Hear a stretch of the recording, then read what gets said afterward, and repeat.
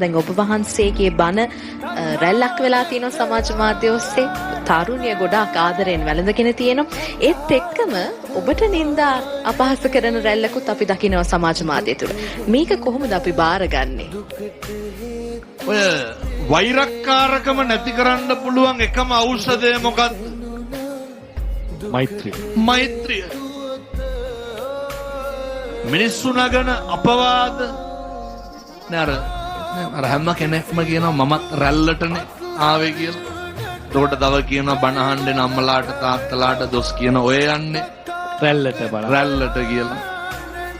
රැලි එනවා රැලි නැති වෙනවා. රැලි විතරක් නෙමෙයි මේ ලෝකේ එන හැම එකක්ම නැති වෙනවා. මේ ලෝකේ මොකක්ද ස්ථිර? මේ ලෝකේ මොකක්ද සදාකාලික? කිසි දෙයක් නැහැ. මේ සෑම දෙයක්ම බොහොම తాවකාලිකයි බොහොම අස්ථිරයි. එනිසා මම යෝජනා කරනවා වෙන රැලි වලට නම් අහු නොවුනට කමක් නැහැ. මේ රැල්ලට අහු වෙන්න. 2025 අවුරුද්දේ ගහපු මේ රැල්ල 2026 පොය දවසේ ගැහුවේ රුවන්වැලි මහා සෑයට. එහේ සාත්. ඉතින් මේ රැල්ල ඇවිල්ලා හේතු වෙලා තියෙන්නේ කොහෙන්ද?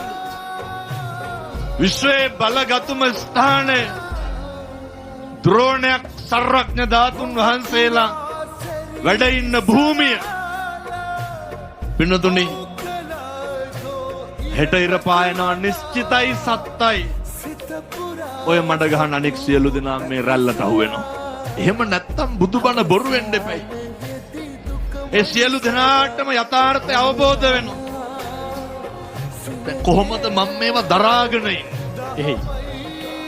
ඔය බොහෝ දෙනෙක් අහනවා දැන් ඔය සමහරු කියනෝනේ මම කුඩු විකුණනවා කියලා.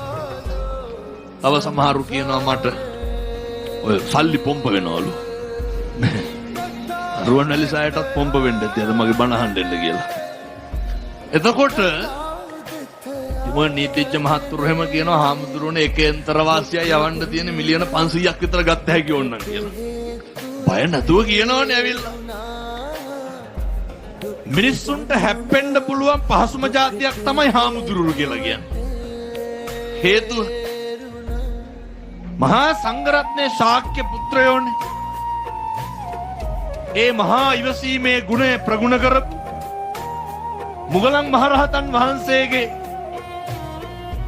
කාලයට ඉඩදී සංයමයෙන් බලාගෙන හිටපු ආනන්ද මහරහතන් වහන්සේගේ මහා ප්‍රඥාවන්තයින් අතරින් අග්‍රස්ථායක වෙච්ච සරියුත් මහරහතන් වහන්සේගේ සම්බුද්ධ ශාසනයේ පළවෙනි ධර්ම සංගායනාවක් තුලින් ශාසනයේ චිරස්ථිතිය එකතැනකට ගෙනල්ලා විසිරිච්ච මල් ගොඩක් වාගේ තිබ්බ මේ ධර්මයේ එකලු කොළ එක්තැනකට සංග්‍රහ කරපු ශාසන භාරධාරී නායකත්වයන් දරපු මහා කාශ්‍යප මහරහතන් වහන්සේගේ පටන් පැවතෙන ආර්ය මහා සංඝරත්නය උන්වහන්සේලා දරාගෙන ඉන්න මේ අරහත් ධජය සුණා පරන්තයට යන්න හදන කොටත් මරයි කපයි කොටයි කියන කොටත් නෑ ඉවසන්නම් කියලා හිත හදාගත්ත පරම්පරාවේ ආර්ය මහා සංඝරත්නයේ පින්නතුනි කවදාවත් කම්පා වෙන්නේ නැහැ. කවදාවත් සැලෙන්නේ නැහැ. අකම්පිතව මිනිස්සුන්ට ජීවත් වෙන්න බණ කියන්න තරමට මේ කටහුරු කරගත්තේ අකම්පිතව ඉඳලාමයි.